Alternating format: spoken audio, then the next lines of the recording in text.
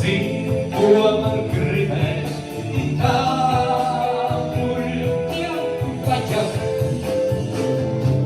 Bet mums ir dziesmiņa sāva, ko dziedam, kad rāpojam, un to, kas pieder mums pašiem, no svešiem mēs izlūdzam, jo mums ir dziesmiņa sāva, ko dziedam, kad rāpojam, jo mums ir dziesmiņa sāva, ko līdztāvi mums dziedam, uz prātas, uz krīžas, uz krūmus.